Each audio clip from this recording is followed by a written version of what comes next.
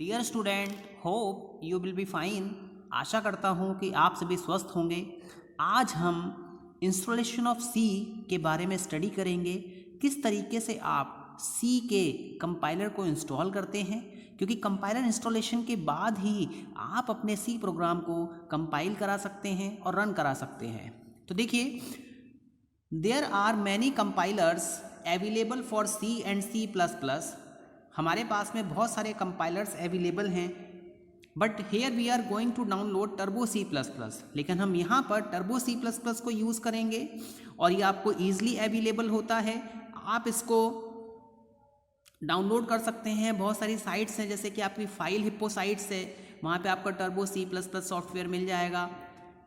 हम इसको इसलिए इंस्टॉल करते हैं क्योंकि ये सी और सी प्लस प्लस दोनों के लिए आप इसके प्रोग्राम रन करा सकते हैं। अगर हम बात करें सी के कंपाइलर की, तो देखिए हमारे पास में एक कंपाइलर आता है बॉरलैंड सी, हमारे पास में सी लैंग करके एक कंपाइलर आता है, हमारे पास में पीसीसी पोर्टेबल कंपाइलर आता है, हमारे पास में जेएनयू का जीसीसी कंपाइलर आता है, टीवीसी कंपाइलर आता है। बहुत सारे कंपाइलर्स अवेलेबल हैं जिसकी हेल्प से आप सी के प्रोग्राम को कंपाइल करा सकते हैं, बट यहाँ पर हम टर्बो सी प्लस प्लस को प्रेफर कर रहे हैं। देखिए, सबसे पहले आपको करना क्या है, टर्बो सी प्लस प्लस को आप डाउनलोड करेंगे। डाउनलोड करने के बाद में, जैसे कि मैंने आपको बताया, फाइल हिप्पो साइट है या फिर बहुत सारी ऐसी साइट्स हैं जो आपकी टर्बो सी प्लस प्लस की जेन्युइन साइट्स है, वहाँ पे आप जाकर इसको डाउनलोड कर सकते हैं। आप क्या करेंगे, टर्बो सी डायरेक्टरी क्रिएट करेंगे। Create turbo C directory inside C drive. C drive के इनसाइड आप टर्बो सी डायरेक्टरी क्रिएट करेंगे और इसको क्या करेंगे, आप जो भी फाइल आपकी डाउनलोड हुई है इसको आप एक्सट्रैक्ट करेंगे।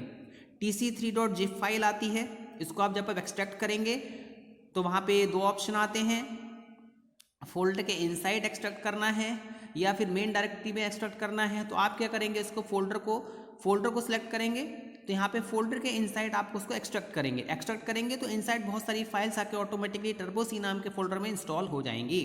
नाउ स्टूडेंट्स, इसके बाद में जब आप इस फोल्डर को ओपन करेंगे तो आपको वहाँ पर एक फाइल मिलेगी install.exe। इस फाइल पे आप डबल क्लिक करेंगे। जब इसको डबल क्लिक करेंगे तो इंस्टॉलेशन स्टार्ट हो जाएगी। इंस्टॉलेशन स्टार्ट होने के बाद में आपको विंडोज़ आएगी, आपको वहाँ पे ओके करना है और इसके बाद में इंस्टॉलेशन हो जाएगा तो आपके पास में यहाँ पर आपके पास में एक टीसी एप्लीकेशन फाइल आएगी जो कि सी के इनसाइड, टीसी के इनसाइड बिन एक फोल्डर होगा। देखिए, सी ड्राइव है, सी ड्राइव के इनसाइड टीसी नाम का फोल्डर है, टीसी नाम के फोल्डर के इनसाइड बिन नाम का फोल्डर है। इस बिन के इनसाइड आपको टीसी फाइल मिलेगी, जहां पर आप इसको ओपन करेंगे और अपने सी के प्रोग्राम को राइट करेंगे। आप इसका शॉर्टकट मेन्यू भी बना सकते हो डेस्कटॉप पर। Now students, before starting the learning of C programming, देखिए सी प्रोग्रामिंग को स्टार्ट करने से पहले हमें ये पता होना चाहिए कि हम उसके प्रोग्राम को कैसे लिखेंगे, कंपाइल करेंगे और कैसे रन करेंगे। तो यहाँ पर मैंने एक स्मॉलेस्ट सी प्रोग्राम बनाया है। देखिए, यही आपका सी प्लस प्लस प्रोग्राम है और ये आपका क्या है, सी प्रोग्राम है। दोनों में कोई ज़्यादा डिफरेंस नहीं है, इसलिए मैंने दोनों यहाँ पर मेंशन कर दिए हैं। सबसे पहले हम क्या करते हैं, हेडर फाइल को इंक्लूड करते हैं। इसके लिए आपके पास में हैश इंक्लूड नाम का प्री प्रोसेसर दिया होता है। ये सारी चीज़ें मैं आपको समझाऊंगा आगे जाके। अभी केवल आपको एक ये बताया जा रहा है कि मेरे पास में एक सी का प्रोग्राम है, उसको मैं किस तरीके से कंपाइल करूंगा और रन करूंगा। तो मैंने मेन फंक्शन बनाया, मेन फंक्शन के इनसाइड मैंने प्रिंट स्टेटमेंट लिखी, यहाँ पे लिख दिया हेलो सी प्रोग्राम, क्योंकि मेरा पहला प्रोग्राम है और रिटर्न करा दिया मैंने 0। नाउ स्टूडेंट्स, देखिए जो हमारा सी का प्रोग्राम होता है उसमें हम मेन फंक्शन के आगे वॉइड लगाते हैं। वॉइड इसलिए लगाया जाता है क्योंकि ये कोई भी वैल्यू जो होता है उसको रिटर्न नहीं करता है। देखिए, जब भी दो पर्सन आपस में कोई कम्युनिकेशन करते हैं तो कहीं ना कहीं कोई वैल्यूज़ होती हैं आपस में रिटर्न हो रही होती हैं। आपने कोई क्वेश्चन किया तो आपके पास में कोई आंसर आएगा, आंसर नहीं आया इट मीन्स वहाँ पर क्या है, आपको वॉइड यूज़ करना है। तो सबसे पहले मैं इसकी बात करूंगा कि इंक्लूड क्या है। उसके बाद में आपने क्या किया है, स्टैंडर्ड इनपुट आउटपुट फाइल को इसमें इंक्लूड किया है। हैश बेसिकली क्यों यूज़ होता है, वॉइड क्यों यूज़ किया गया, प्रिंटफ क्यों यूज़ किया गया? देखिए जो हैश होता है वो आपका ये दिखाता है कि आपका ये प्री प्रोसेसर डायरेक्टिव है। देखिए सी के प्रोग्राम को कंपाइल करने से पहले कंपाइलर बहुत सारी फंक्शनिंग करता है। प्री प्रोसेसर यानी आपका प्रोग्राम प्रोसेस होने से पहले बहुत सारे मॉडिफिकेशंस होती हैं। ये जो प्रिंटफ नाम का फंक्शन है ये आपका स्टैंडर्ड फाइल में अवेलेबल है। तो जब तक आप इस फाइल को अपने प्रोग्राम में इंक्लूड नहीं करेंगे तब तक आप इस फंक्शन का यूज़ नहीं कर सकते हैं। तो इसलिए यहाँ पे इस फाइल को इंक्लूड किया गया है। मेन फंक्शन के आगे वॉइड आपको लगाना है, ये आपको ध्यान में रखना है। सी के प्रोग्राम में हमेशा वॉइड का यूज़ करते हैं। नाउ स्टूडेंट्स, तो बेसिकली हैश इंक्लूड क्या है? देखिए this is use to include any header file in our program. इसका बेसिकली यूज इसलिए किया जाता है अगर आप अपने प्रोग्राम में कोई हेडर फाइल को इंक्लूड करना चाहते हो तो आपको यहाँ पर इंक्लूड फंक्शन का यूज़ करना पड़ेगा। नाउ स्टूडेंट्स, जैसा कि मैंने आपको बताया बहुत सारी हेडर फाइल होती हैं। मेरे पास में stdio फाइल है, इसी प्रकार से मेरे पास में एक फाइल होती है conio.h, कंसोल इनपुट आउटपुट, इसका भी आप यूज़ कर सकते हो। नाउ स्टूडेंट, stdio बेसिकली है क्या? Standard input output library functions header file है ये। इसके इनसाइड वो सारे फंक्शंस होते हैं जिनकी हेल्प से आप इनपुट और आउटपुट को फैसिलिटेट करा सकते हो। फॉर एग्जाम्पल आप प्रिंटफ फंक्शन का यूज़ करके कंसोल पर कुछ भी प्रिंट कर सकते हो। इसी प्रकार मेरे पास में एक फंक्शन होता है scanf। इस फंक्शन की हेल्प से आप डेटा को इनपुट करा सकते हो कीबोर्ड से।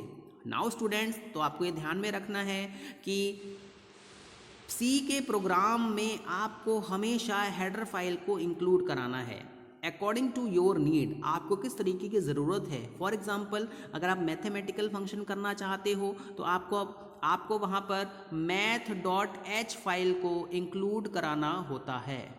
ये आपको ध्यान में रखना है क्योंकि बहुत सारे प्री डिफाइंड फंक्शंस आपको दिए हुए हैं सी में जिसकी हेल्प से आप अपने प्रोग्राम को ईजिली रन करा सकते हैं।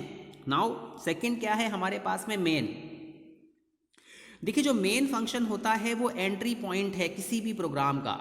आप सी लैंग्वेज के प्रोग्राम में जो हमारा एंट्री पॉइंट है जहाँ से कंपाइलेशन स्टार्ट होता है वो हमारा मेन फंक्शन होता है। ये आपको ध्यान में रखना है कि हमेशा मेन फंक्शन से ही कंपाइलर अपनी सारी की सारी प्रोसेसिंग को स्टार्ट करता है।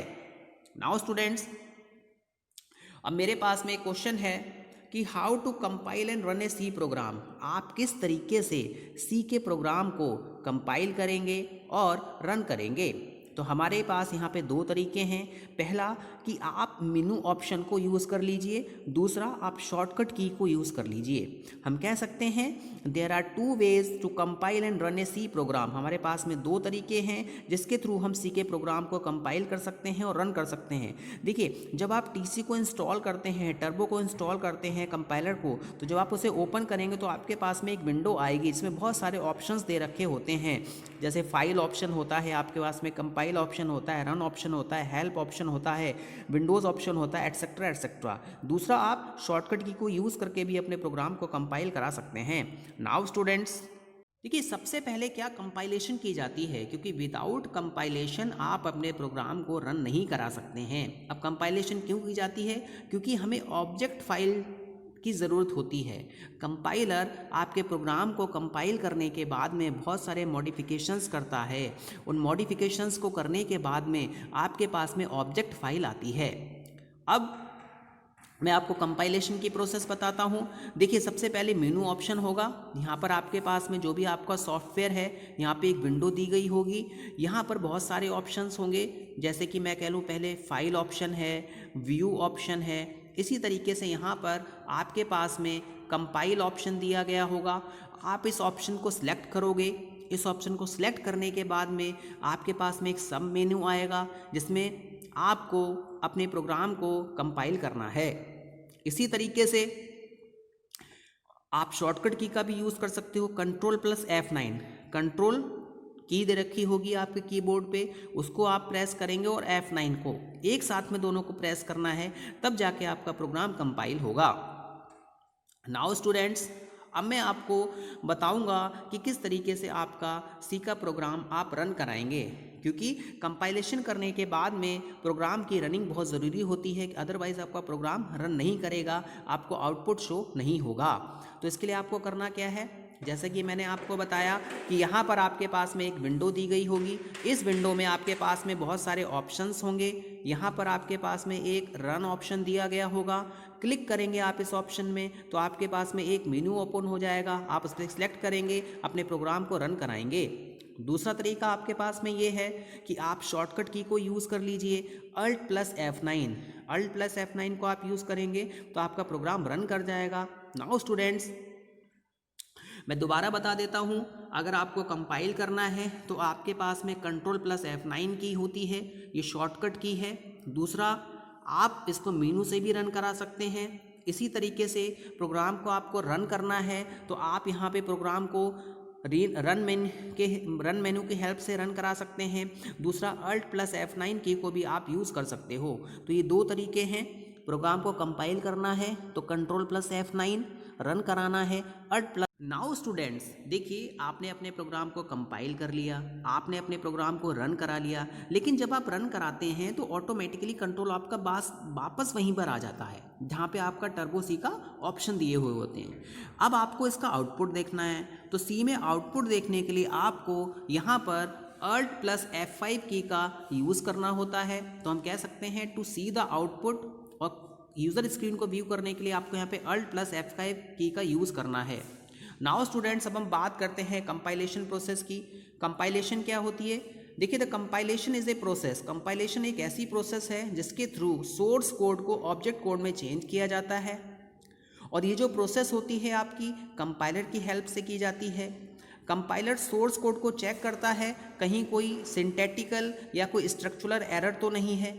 अगर एरर होती है तो प्रोग्रामर उस एरर को दूर करता है। देन आप कह सकते हैं कि हमारा सोर्स कोड एरर फ्री है, और तब जाके आपकी जो ऑब्जेक्ट कोड होता है वो आपका जनरेट होता है। मैं आशा करता हूँ कि आपको ये लेक्चर समझ में आया होगा। धन्यवाद।